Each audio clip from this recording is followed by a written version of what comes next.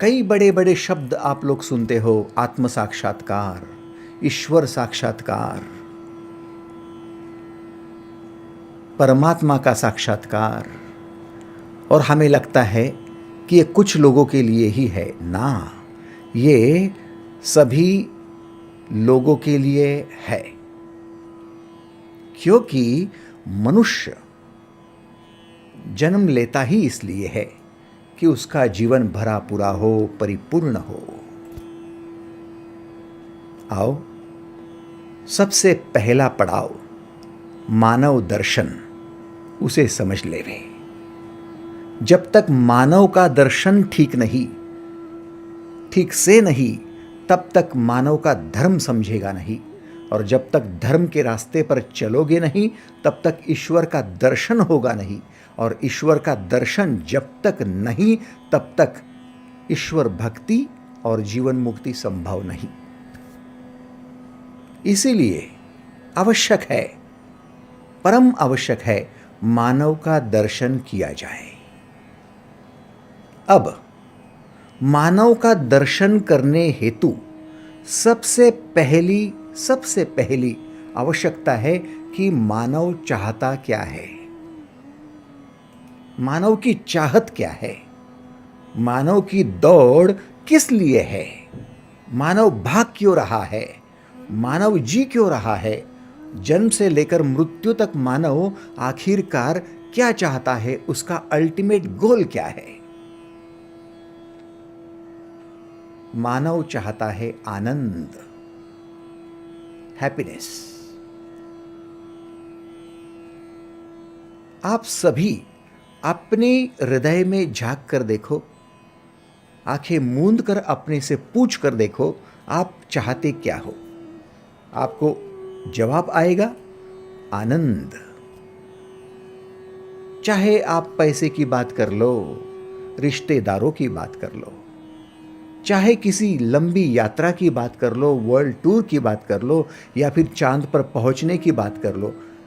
दरअसल हर बात के पीछे छुपा हुआ है आनंद। आप चाहते तो आनंद ही है।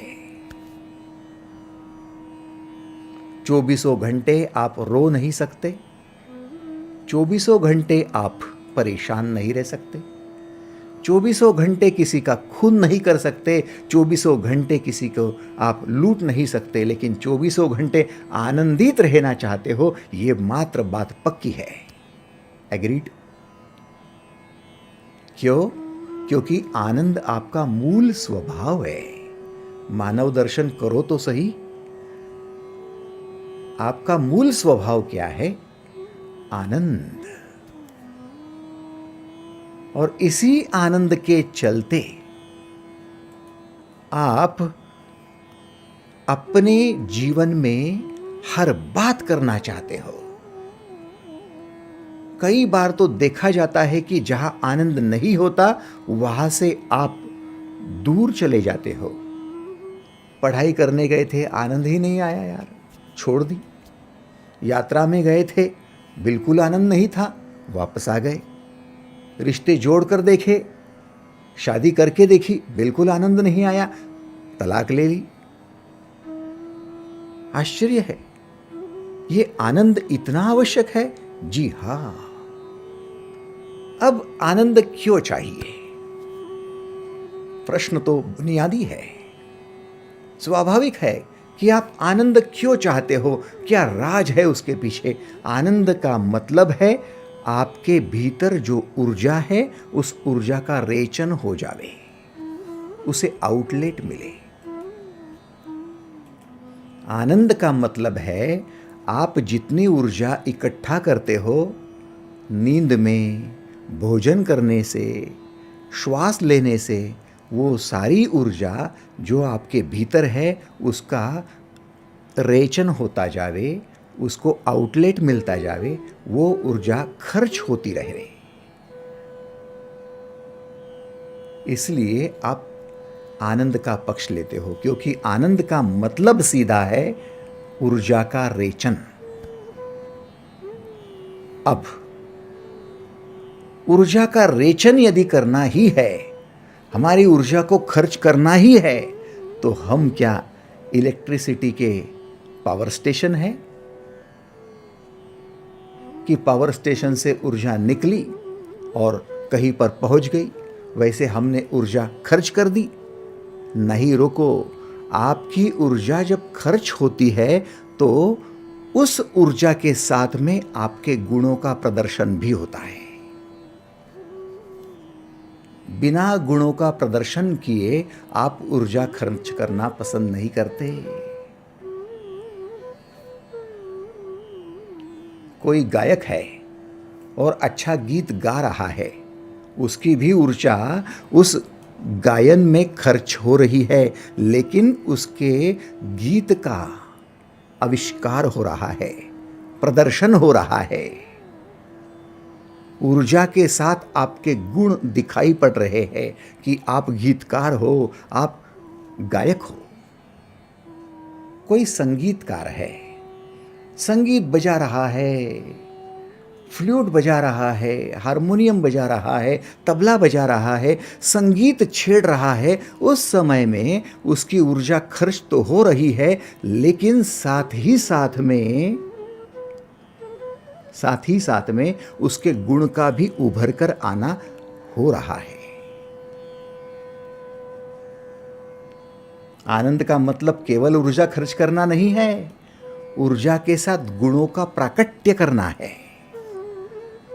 इसलिए भले ही 3 घंटे तक कोई गायक गायन कर रहा है, 3 घंटे तक कोई संगीतकार संगीत बजा रहा है, लेकिन उन 3 घंटों में भले उसे थकान आ जावे, उसका शरीर थक जावे, उसकी आंखें थक जावे, उसका मुख थक जावे, खर्च तो हो रहा है, लेकिन आनंद बढ़ रहा है, क्योंकि उसके गुणों का प्राकट्य उसके साथ हो रहा है। एग्रीड और नॉट?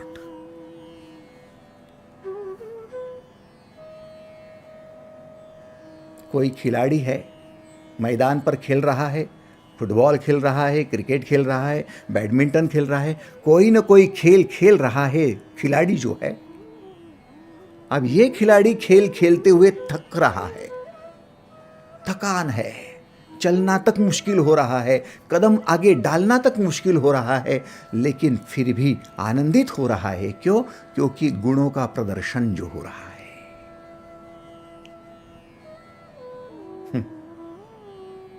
एग्रीड और नॉट? अब कोई रो रहा है या कोई क्रोध कर रहा है, तो क्रोध करते हुए भी ऊर्जा खर्च हो रही है। अब क्या वो आनंदित हो रहा है? सोचो। कोई रो रहा है, जोर जोर से रो रहा है, और उसकी ऊर्जा खत्म हो रही है, खर्च हो रही है। अब क्या आनंदित हो रहा है? नहीं, आनंदित नहीं हो सकता। क्रोध के साथ नहीं हो सकता, रोने के साथ नहीं हो सकता, पीड़ा के साथ नहीं हो सकता। ऊर्जा खर्च हो रही है, लेकिन गुणों का प्राकट्य हो नहीं रहा है। क्रोध आपका गुण नहीं है, वो आपके गुणों की अब्सेंसी में निर्माण हुआ है। रोना आपका गुण नहीं है, वो आपके गुणों के अब्सेंसी में निर्माण हुआ है। मान्य करते हो या नहीं? यदि करते हो तो एक बार हाथ ऊपर करके सम्मति दर्शाओ कि यस, हाँ बाबा, हाँ।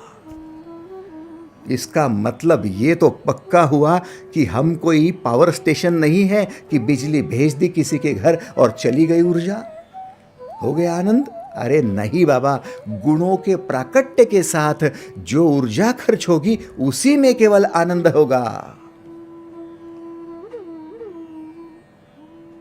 केवल ऊर्जा खर्च करना पर्याप्त नहीं है, गुणों का प्राकट्य भी आवश्यक है।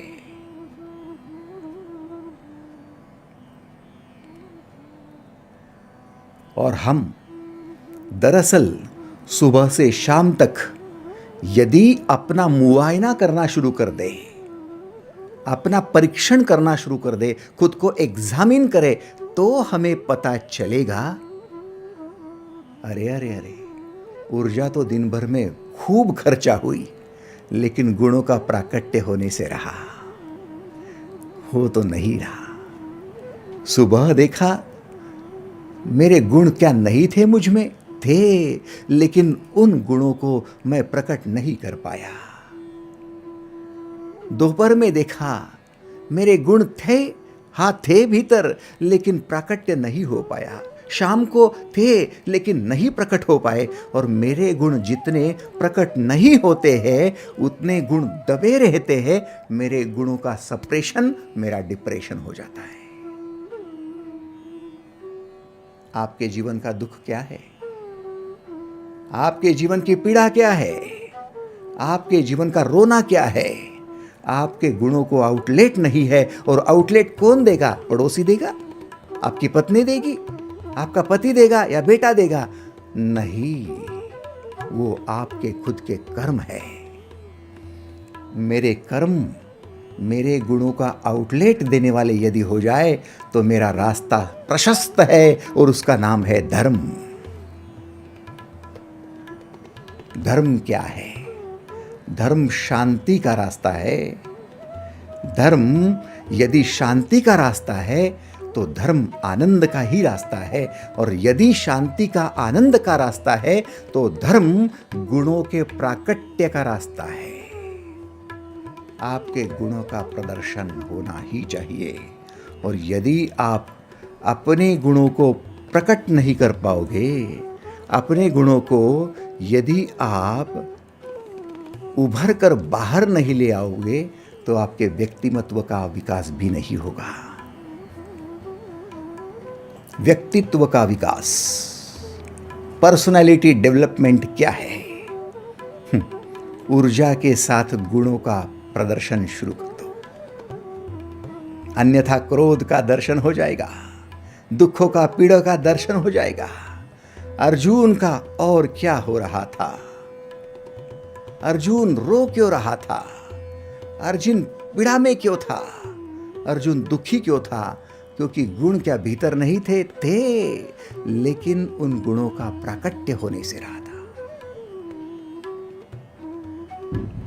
पहले अध्याय में अर्जुन बिलक बिलक कर रो रहा है, युद्ध की भूमि में खड़ा है, भगवान श्री कृष्ण के साथ है, फिर भी दुखी है, फिर भी पीड़ित है।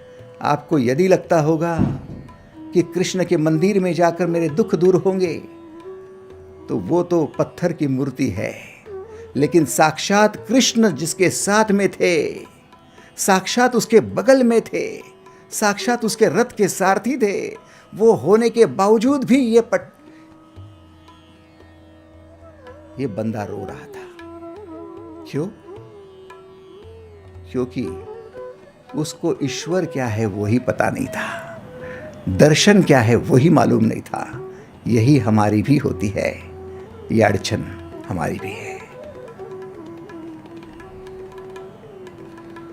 अर्जुन ने कहा, सिदंती मम गात्राणि मुखम च परिशुष्यति वेपथुश्च शरीरे में रोमहर्षश्च जायते। हे कृष्ण,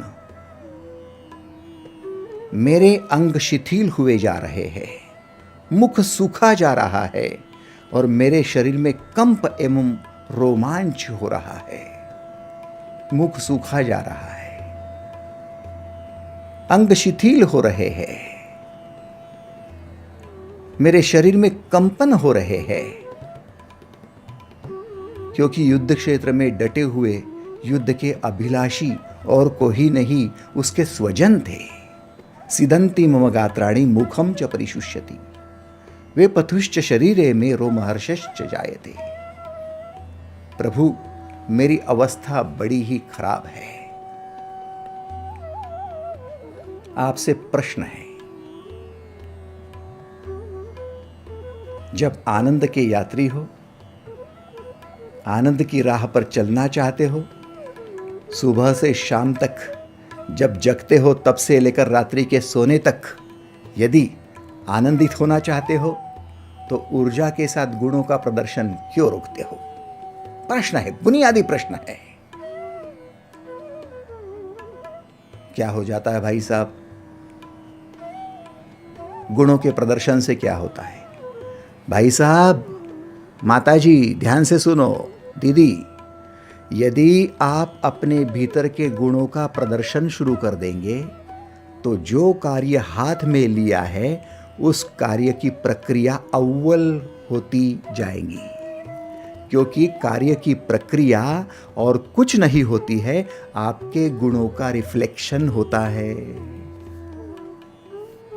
मास्टर जी पढ़ा रहे हैं और 50 बच्चे पढ़ रहे हैं, लेकिन सभी बच्चे जो पढ़ाई कर रहे हैं उसमें अव्वल आते हैं क्या?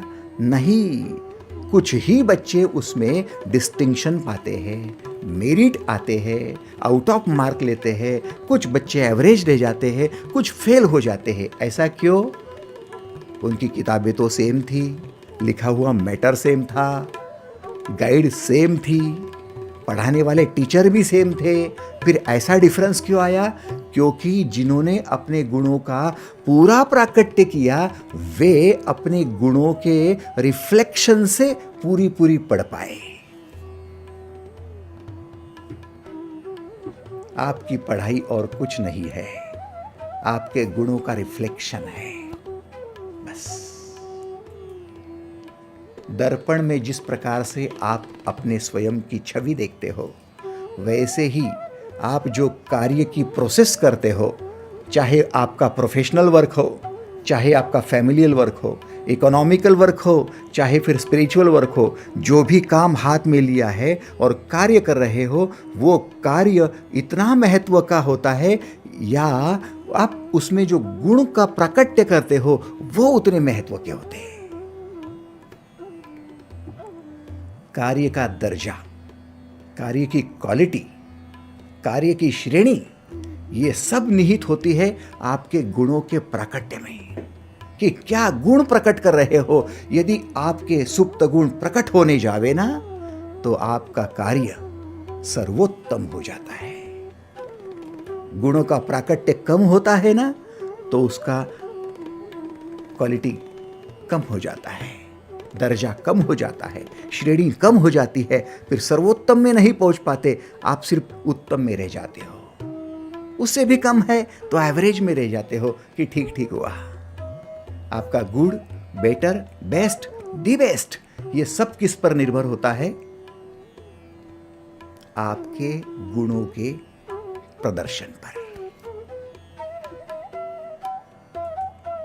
आप में से कितने लोगों को ये स्वीकार है वे हाथ ऊपर कर सकते हैं? थैंक यू, धन्यवाद धन्यवाद। अब बात यहां पर आती है कि जब हम किसी कार्य में जुटे हैं और उस कार्य को प्रभावशाली बनाना चाहते हैं तो हमें क्या करना चाहिए? हमें चाहिए कि हम अपने सुप्त गुणों से जुड़े रहे। हम अपने भीतरी गुणों से जुड़े रहे, क्योंकि गुण हमारे भीतर की जो सुप्त गुण है, हमारी जो पोटेंशियल है, हमारी जो क्वालिटी है, वही तो हम है। करो दर्शन करो, क्या आपके भीतर कोई गुण नहीं? ऊर्जा निर्गुण होती है,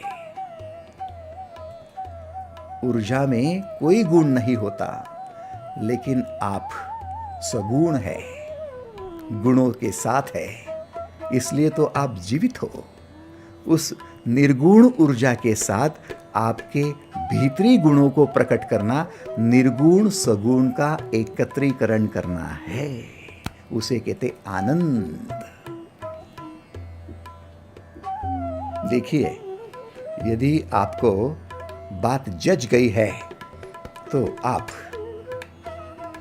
आज से पक्का कर सकते हो कि ऊर्जा निर्गुण है और मेरे भीतर कुछ ना कुछ गुण है।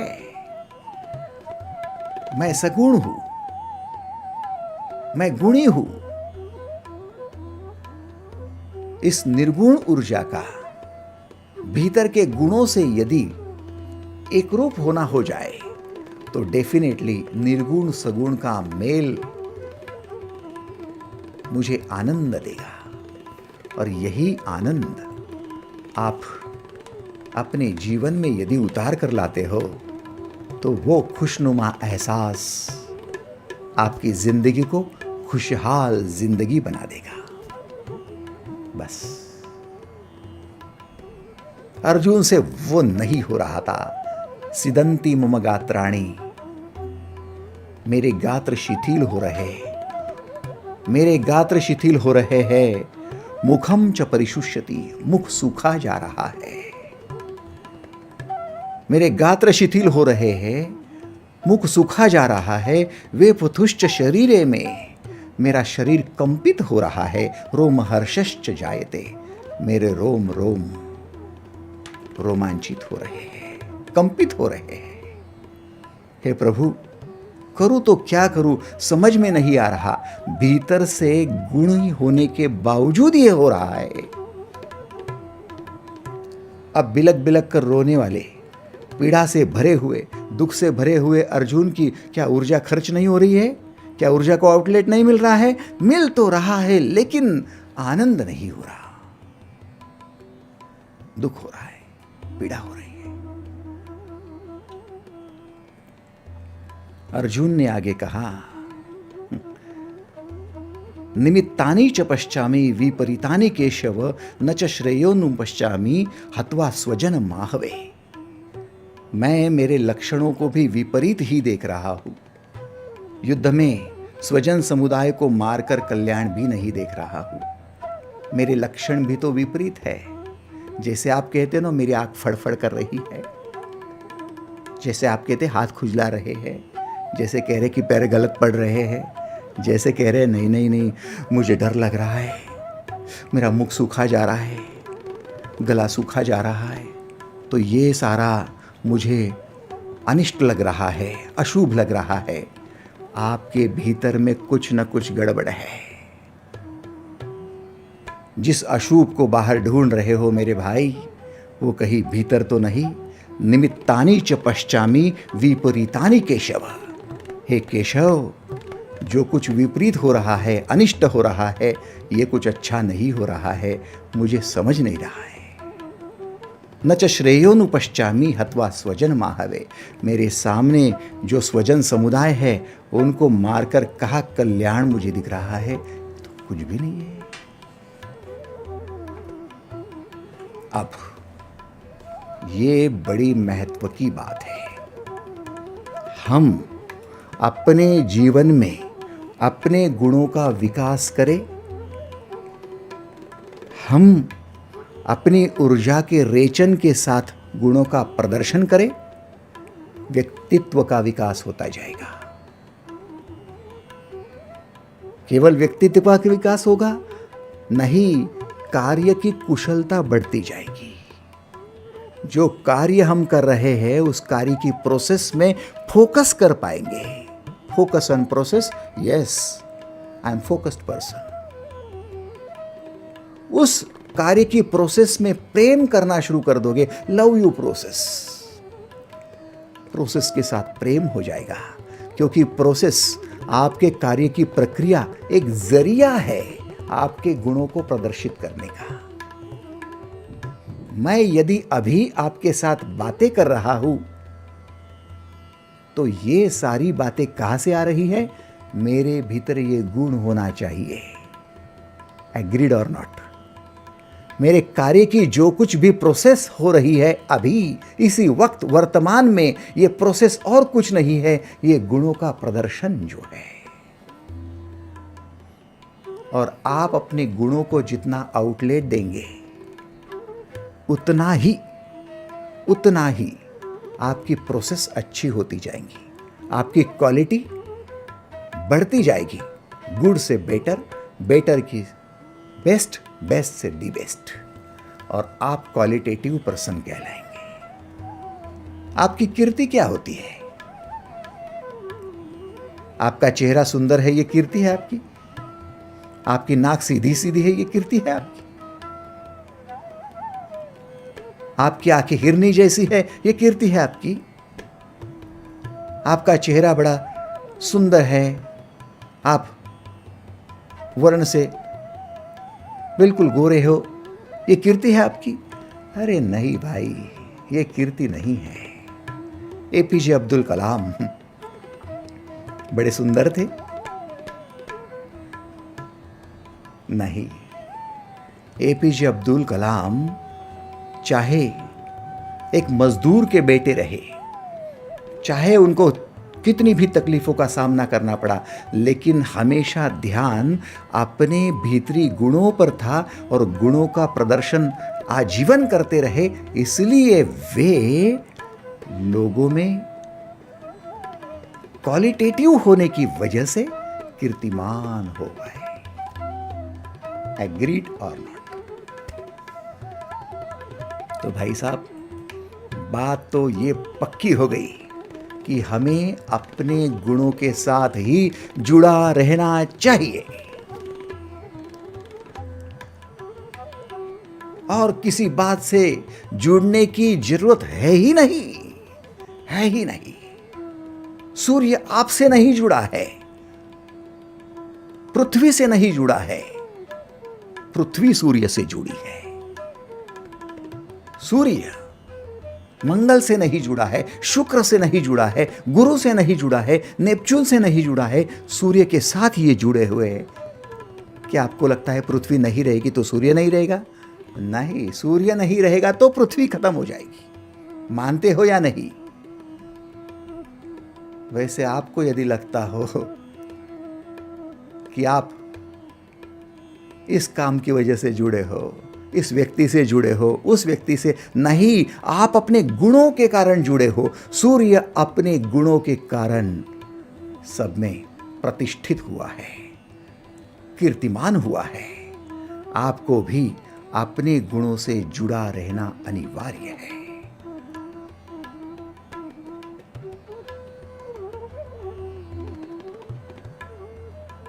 फिर हमारी गलती क्या हो रही है? गलती यह है कि हम कार्य की प्रोसेस करते हुए, कार्य की प्रक्रिया करते हुए अपने गुणों की अपेक्षा, कार्य की प्रक्रिया की अपेक्षा पास पड़ोस में होने वाली परिस्थिति की ओर ध्यान देना शुरू कर देते हैं। ध्यान देना है तो कार्य की प्रक्रिया में ध्यान दो, और प्रक्रिया में ध्यान देने का मतलब है अपने गुणों में ध्यान दो कि आपका गुण क्या है जिससे प्रक्रिया बेहतर बन रही है। लेकिन हम परिस्थिति की ओर ध्यान देते हैं, और परिस्थिति तो आखिर परिस्थिति होती है साहब। परिस्थिति है, कभी ये कुछ कहता है, कभी वो कुछ कहता है, कभी वो कुछ कहती है, कभी वो कुछ कहती है, ये कुछ कर रहा है, वो कुछ कर रहा है, सारे अपने अपने हिसाब से चल रहे हैं, क्योंकि सभी स्वतंत्र है। एग्रीड और नॉट? जब सभी अपने अपने हिसाब से चलेंगे और उनकी तरफ ध्यान देंगे तो कंफ्यूज नहीं होगे, परेशान नहीं होगे, मुख सूखाएगा, सूखेगा नहीं, हाँ, गात्र शिथिल नहीं होंगे।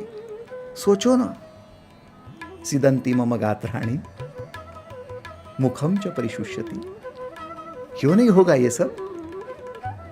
ये सब होगा क्योंकि आप परिस्थिति से जुड़ते हो। सबसे पहली गलती, आप परिस्थिति से जुड़ गए। जीवन की सबसे बड़ी गलती परिस्थिति से जुड़ना, और सबसे बड़ी अक्लमंदी प्रोसेस के साथ जुड़ना। कार्य की प्रोसेस, जो कार्य हाथ में लिया है, क्यों लिया है? अपने गुणों का प्राकट्य होने का वो जरिया है, माध्यम है, इसलिए लिया है।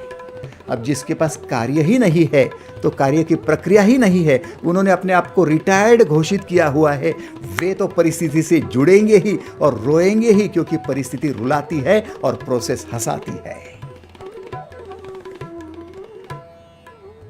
आपको हंसाएगा कौन और आपको रुलाएगा कौन?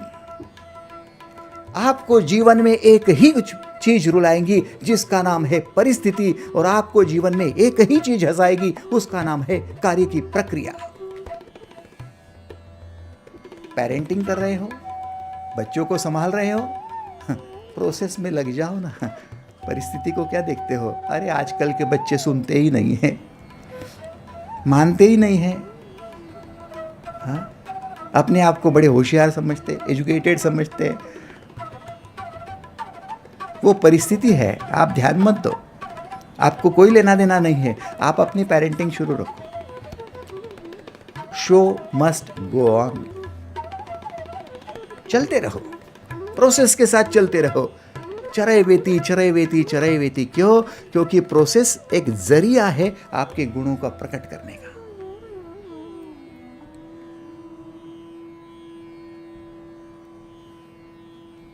क्या कहा भगवान श्री कृष्ण ने? आज का श्लोक बड़ा महत्वपूर्ण साबित होगा आपके जीवन में। पूछ लिया था ना, अर्जुन ने पूछा था कि मेरी बुद्धि अस्थिर क्यों हो गई है, मेरे गात्र शिथिल क्यों रहे, मेरा मुख सूखा क्यों जा रहा है, मैं समझ नहीं रहा हूं कि ये मुझे क्या करना चाहिए। तब कृष्ण भगवान कहते बुद्धि को स्थिर कर ले, स्थित प्रज्ञ बन जा। बोले स्थित प्रज्ञ के लक्षण क्या है? स्थित प्रज्ञ के अनेकों लक्षण बताते हुए भगवान श्री ने और एक लक्षण बताया। यह सर्वत्रानभिस्नेह तत् प्राप्य शुभाशुभम नाभि नंदति न द्वेष्टि तस्य प्रज्ञा प्रतिष्ठिता। यह गीता के दूसरे अध्याय का 57वां श्लोक है।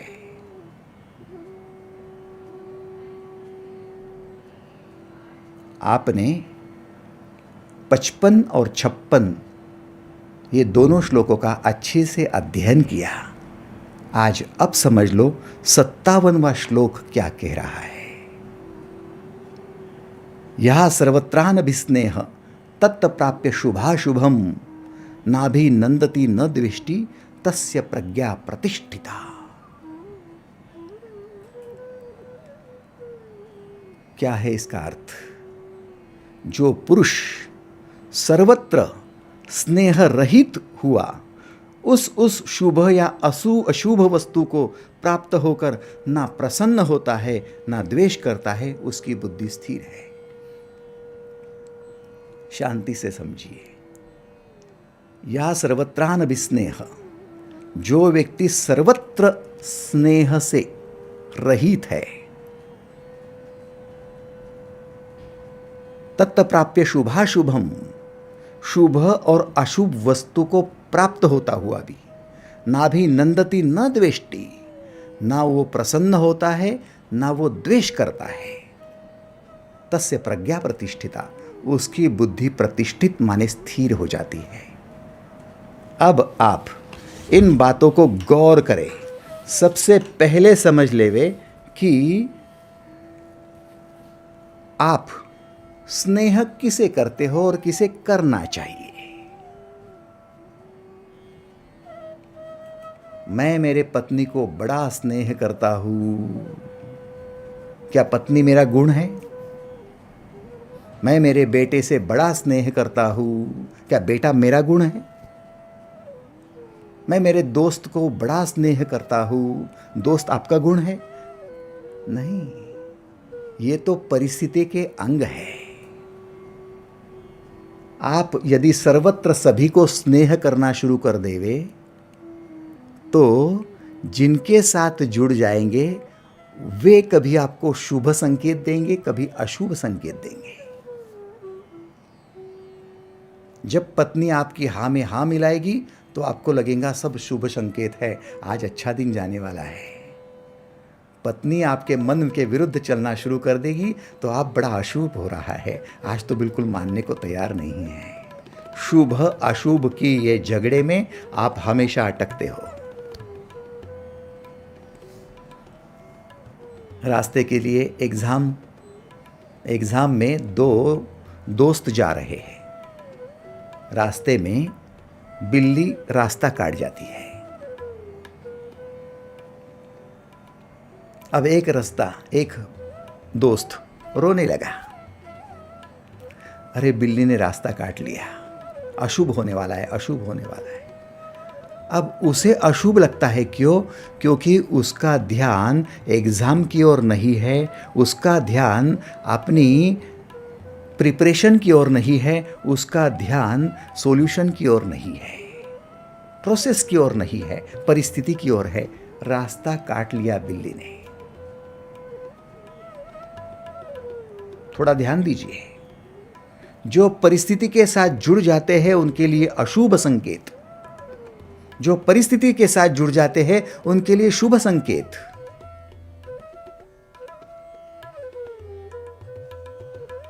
ये हमेशा के लिए परेशानी है।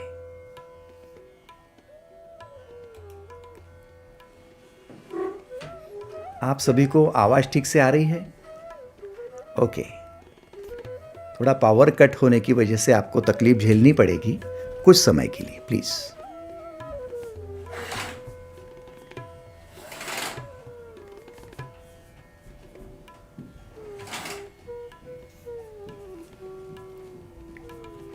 जब जब हम परिस्थिति की ओर ध्यान देते हैं, प्रोसेस को छोड़ देते हैं, उस समय हमारी सबसे बड़ी गलती होती है।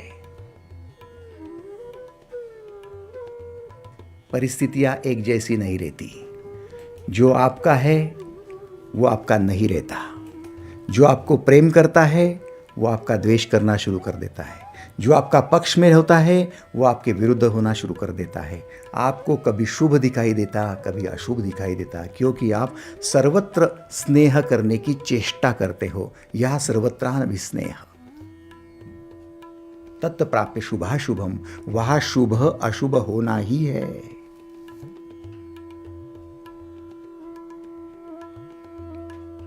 गलती पहली कि हम अपनी कार्य की प्रक्रिया को छोड़कर परिस्थिति से जुड़ना चाहते हैं। गलती नंबर 2, हमारी दूसरी गलती क्या है?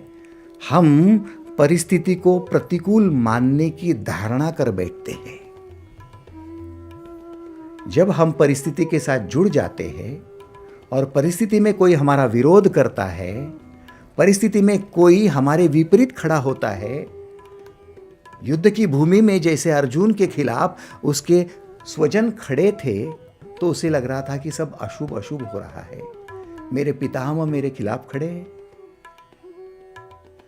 मेरे गुरुजी मेरे खिलाफ खड़े हैं, मेरे भाई लोग मेरे खिलाफ खड़े हैं, सारा तो अशुभ दिख रहा है। उनको मारूंगा तो कहाँ कल्याण होगा।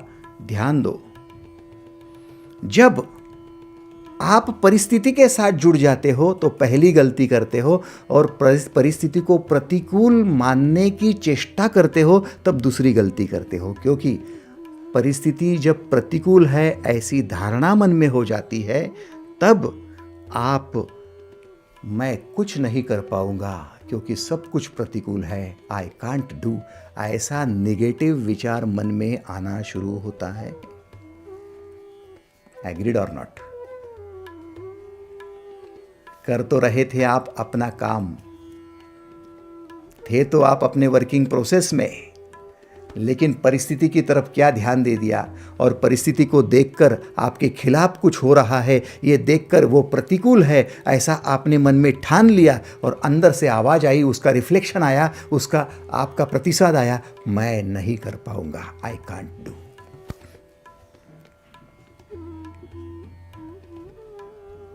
यदि शिवाजी महाराज अफजल खान को देखकर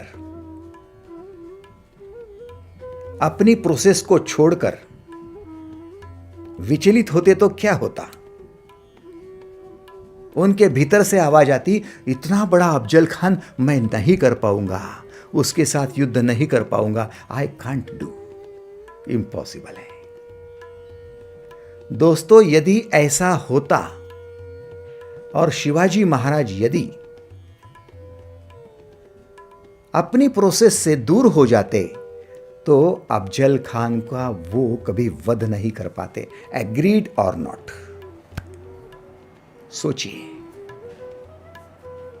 इसलिए दूसरी गलती कभी ना करें। पहली गलती यदि कर लेते हो कि आपने ध्यान परिस्थिति की ओर दे दिया, तो आपका स्नेह गलत जगह चला जाएगा कि ये तो मेरे स्नेही जन थे, ये मेरे अपने थे, मेरे खिलाफ कैसे हो गए? कल तक मेरी पत्नी मेरे साथ बोलती थी, मेरे पक्ष में बोलती थी, आज मेरे विरुद्ध कैसे बोलने लगी? मेरे माता पिता मेरे साथ थे, आज मेरे विरुद्ध? ऐसा कैसा? ये दोस्त, ये विरुद्ध, ऐसा कैसा?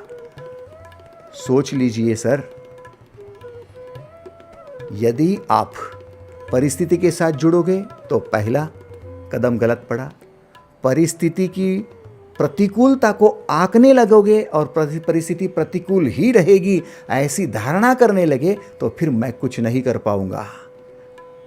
आपके गात्र शिथिल होने लगेंगे, आपका मुख सूखना शुरू हो जाएगा। एग्रीड और नॉट? कितने लोगों को मान्य है, स्वीकार है? हाथ ऊपर करें। थैंक यू, धन्यवाद धन्यवाद। इसका मतलब पक्का है कि गलती हमारी हो रही है।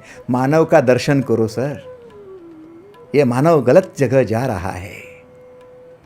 जहां ध्यान करना चाहिए, वहां जहां अपना फोकस करना चाहिए, उसकी जगह गलत जगह फोकस है। प्रोसेस की जगह परिस्थिति की ओर फोकस। परिस्थिति की ओर फोकस कर लिया, उसको प्रतिकूल मानना शुरू कर दिया। तीसरी उससे भी बड़ी गलती, परिस्थिति को प्रतिकूल मानना, यह दूसरी गलती है। और तीसरी गलती क्या है? परिस्थिति को सुधारने की चेष्टा, सबसे बड़ी गलती। जीवन की सबसे बड़ी गलती कौन सी है? आप कार्य कर रहे हो और कार्य करते हुए परिस्थिति बिगड़ी हुई है, आप उस परिस्थिति को सुधारना चाहते हो। परिस्थिति को यदि सुधार सकते थे तो परिस्थिति प्रतिकूल रहती क्यों थी? और परिस्थिति को जितना सुधारने की चेष्टा करोगे उतना अपने गुणों से हाथ धो बैठोगे। भीतर ध्यान ही नहीं जाएगा, ध्यान सारा बाहर बाहर रहेगा।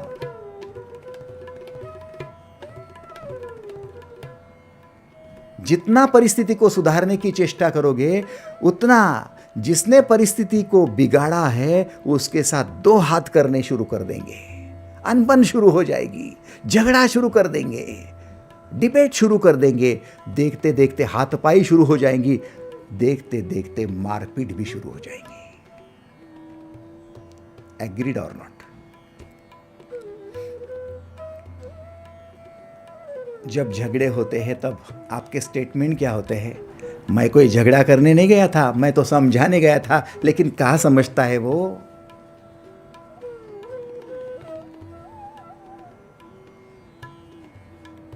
मैं तो अच्छी चार ज्ञान की बातें बताने गया था, कहाँ मानता है वो? मैं तो अच्छा शांति का पक्ष लेकर बैठा था, लेकिन उनको ही वैसा झगड़ा करना था, मैं क्या करूं? फिर उसने हाथ उठाया तो मैंने भी उठा दिया, उसने बोला तो मैंने भी बोल दिया। मैं क्या कम हूं? फिर मानता ही नहीं तो करेंगे क्या यार? होगा अपने घर का, होगा बड़ा, होगा बुजुर्ग, होगा अमीर, होगा एजुकेटेड, मुझे नहीं मालूम। ये बातें क्या दर्शाती है? क्या भीतर शांति है? क्या ये धर्म है? क्या कर रहे हो मेरे भाई? क्या कर रहे हो? कर्म का सिद्धांत अटल है।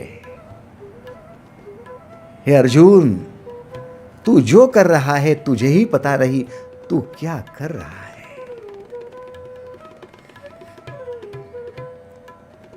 सावधान, या सर्वत्रानभिस्नेह तत् प्राप्य शुभाशुभम नाभि नंदति न द्वेष्टि तस्य प्रज्ञा प्रतिष्ठिता।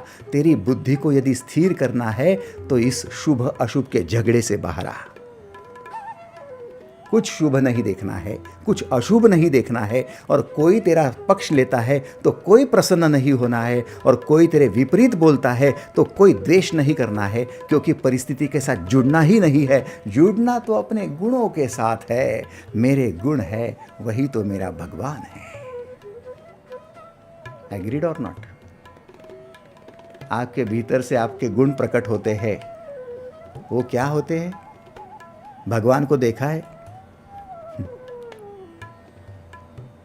आपके गुणों के माध्यम से तो प्रकट नहीं हो रहा है। आप प्रामाणिक हो, आप ईमानदार हो, और आपके ईमानदारी का गुण प्रकट हो रहा है। कहीं भगवान तो प्रकट नहीं हो रहा? हाँ, आप निष्ठावान हो, एक निष्ठ हो, बिल्कुल धोखा देने को तैयार नहीं हो कि परिस्थिति ऐसी थी इसलिए मुझे धोखा देना पड़ा। अरे रुक, परिस्थिति कैसी भी होने दे, मैं तो विश्वास पात्र हूं, मैं धोखा नहीं दूंगा, क्योंकि वो मेरा गुण है। ईमानदारी से सींचा हुआ जीवन है और निष्ठावान मैं आदमी हूं। मैं मेरे गुणों के साथ चलूंगा आपके गुण प्रकट हो रहे, परिस्थिति कुछ भी हो जाए, लेकिन आपने प्रामाणिकता नहीं छोड़ी, आपने निष्ठा नहीं छोड़ी, क्या भगवान तो प्रकट नहीं हुआ? यही तो परीक्षा का समय है। ईश्वर दर्शन बाद में होगा सर, पहले धर्म के रास्ते पर तो चलो। मराठी में कहा जाता है, देव पहावया गेलो आणि देवची होऊन गेलो। हाँ, भगवान ढूंढने गए और भगवान हो गए। सागर का तल ढूंढने नमक की पुतली जाए, गोता मारे सागर में खुद सागर बन जाए।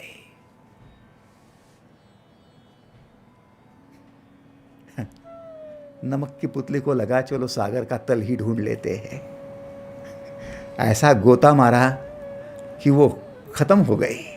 खत्म कहाँ हुई, वो तो विलीन हो गई, वो सागर बन गई। इतनी छोटी सी थी, इतनी बड़ी हो गई। कैसे?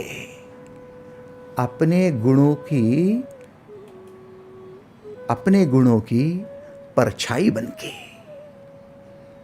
बस स्नेह करना है तो एक ही जगह है माताजी, अपने गुण। हाँ, क्रोध को यदि गुण मानते होंगे तो अच्छी बात है, आपके सर आंखों पर आपका क्रोध। रोना धोना, निंदा करना, दूसरे का द्वेष करना, इसको गुण मानते होंगे तो अच्छी बात है, इच्छा आपकी। लेकिन आपकी अकेले की मानने से वो मान्यता रह जाएगी, वो ज्ञान नहीं बनेगा। सारी दुनिया यदि मानेगी कि हाँ तुम्हारा क्रोध तुम्हारा गुण है तो अच्छी बात है। सारी दुनिया कहेगी कि हाँ तुम्हारा दुख तुम्हारी पीड़ा ये तुम्हारे गुण है तो अच्छी बात है, लेकिन नहीं, हाँ तुम्हारी निष्ठा हो ये गुण है, तुम्हारी प्रामाणिकता ये गुण है, महत्वाकांक्षा ये गुण है, तुम्हारी जिज्ञासा ये गुण है। गुण है ना, और आपके भीतर में कोई ना कोई गुण तो छुपा हुआ है या नहीं? बोलो, कितने लोगों को लगता है कि हाँ मेरे भीतर गुण छुपे हैं? वे हाथ ऊपर करें। थैंक यू, धन्यवाद। बस इन्हीं गुणों का हाथ पकड़कर, उसकी उंगली पकड़कर आपको चलना है। 3 बातों की गलतियां। 1, प्रोसेस को छोड़कर परिस्थिति के साथ जुड़ना।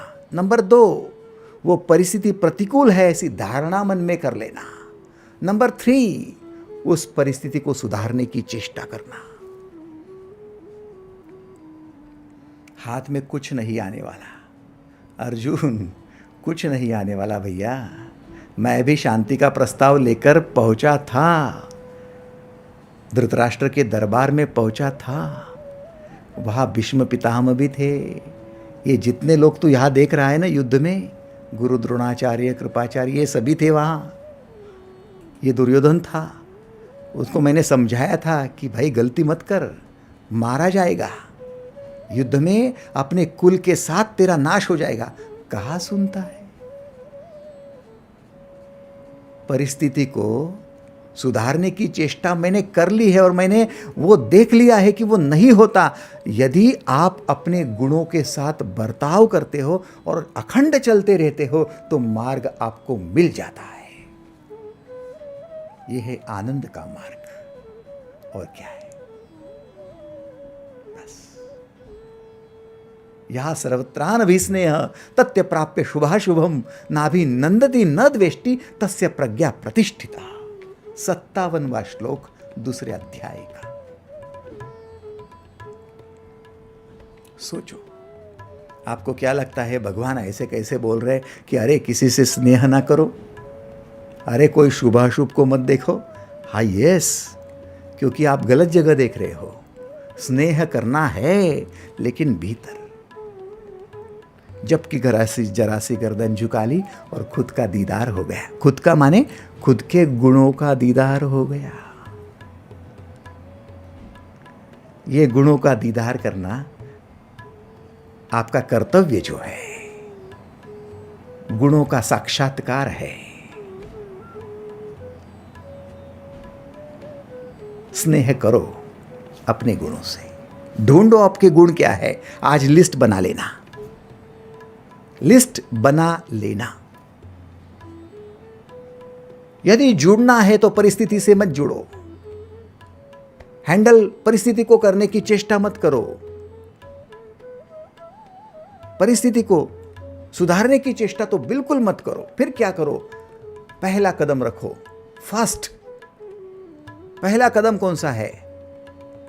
पहला कदम है कार्य की प्रोसेस में ध्यान दो, क्योंकि वो जरिया है आपके गुणों का प्राकट्य करने का। फर्स्ट प्रोसेस, प्रोसेस फर्स्ट, ये आज का मंत्र हो गया। चलो, आपने पहला मंत्र लिया था फोकस ऑन प्रोसेस, दूसरा मंत्र लिया था लव यू प्रोसेस, आज तीसरा मंत्र ले लो प्रोसेस फर्स्ट। यदि जीवन में कुछ करना ही है तो सबसे पहले क्या करेंगे? प्रोसेस करेंगे। मेरे कार्य की प्रक्रिया, यही मेरा प्राथमिक उत्तरदायित्व है।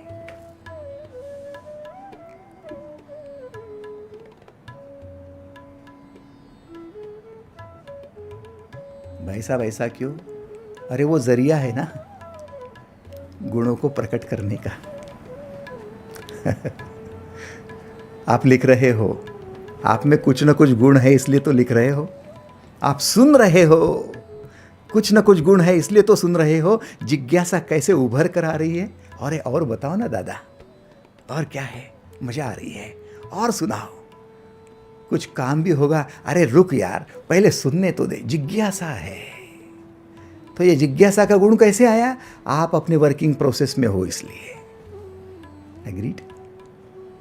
तो वैसे दिन भर में कितनी कार्य की प्रोसेस में हो आप, उस प्रोसेस को ही पहले इंपॉर्टेंस दो। यदि आपको अपनी बुद्धि स्थिर कर लेनी है, यदि आपको अपनी प्रज्ञा प्रतिष्ठित कर लेनी है, तो प्रोसेस फर्स्ट। प्रायोरिटी क्या है? प्रोसेस। That's all. आपका आनंद आपके भीतर से उमड़ पड़ेगा, आनंद कंद सच्चिदानंद बन जाओगे। ईश्वर का दर्शन करना है ना, निकलो तो, आगे बढ़ो तो।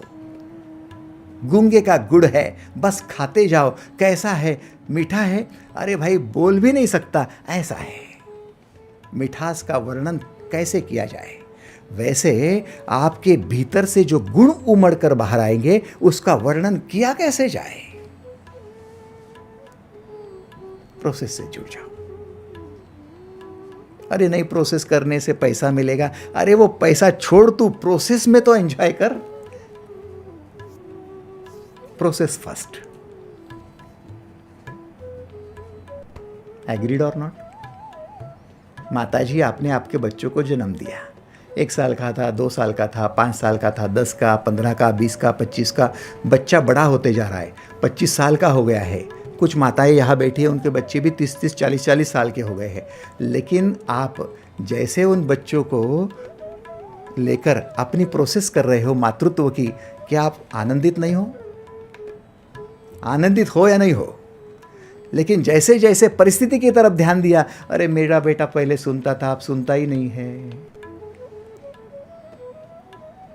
मेरा बेटा तो अब बोलाता ही नहीं है। परिस्थिति की तरफ ध्यान दिया, मेरा बेटा तो पीछे रह गया। आप जितना परिस्थिति को आंकते जा रहे हो, उतना दुखी होते जा रहे हो। लेकिन एक मां बनकर जो प्रोसेस कर रहे हो, आज भी उतने ही आनंदित हो। प्रोसेस को एंजॉय कर सकते हो। आपको मंत्र लेना पड़ेगा, प्रोसेस फर्स्ट।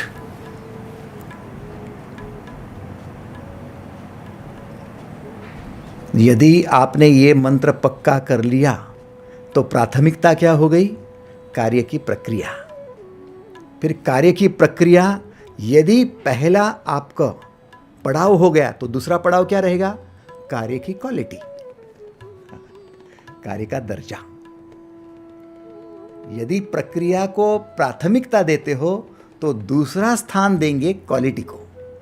क्योंकि क्वालिटी जितनी आप ध्यान देंगे और जितनी क्वालिटी बढ़ती जाएगी, उतना गुणों का प्राकट्य हो रहा है। ये सीधा समीकरण हो जाएगा। अन्यथा काम तो कर रहे हो, प्रोसेस तो कर रहे हो, लेकिन मजा नहीं आ रही है। क्यों? आनंद नहीं आ रहा है। नौकरी तो कर रहा हूँ, 25 साल से नौकरी कर रहा हूँ, उसी दफ्तर में कोई मजा नहीं आ रहा है, कैसे आएगा? तेरे काम को क्वालिटी है क्या?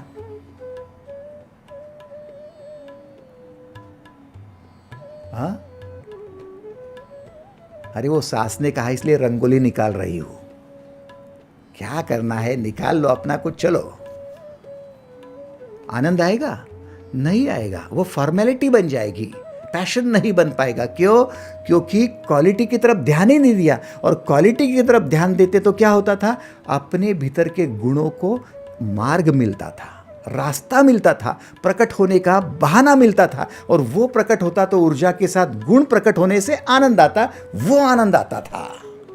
उस आनंद से वंचित रह गए। इसलिए प्रोसेस फर्स्ट देन क्वालिटी।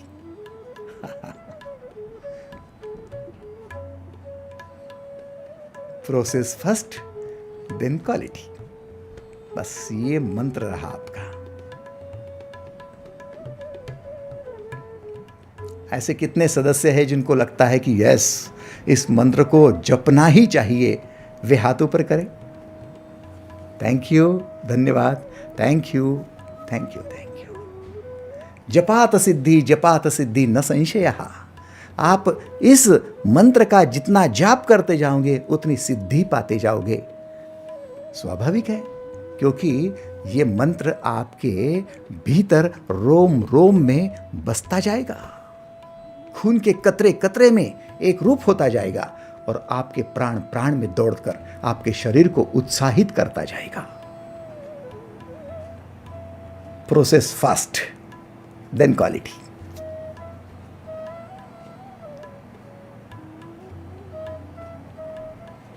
दूसरे अध्याय का 57वां श्लोक, यह सर्वत्रान विस्नेह तत्त प्राप्य शुभाशुभम नाभि नंदती न द्वेष्टि तस्य प्रज्ञा प्रतिष्ठिता। मुझे कोई द्वेष नहीं करना है, कोई प्रसन्न नहीं होना है शुभ अशुभ को देखकर, क्योंकि वो सारी परिस्थिति से जुड़ी बातें हैं। मुझे तो जुड़ना है मेरे भीतर के गुणों से, और उसे जुड़ने का जरिया है मेरा कार्य और उसकी प्रक्रिया।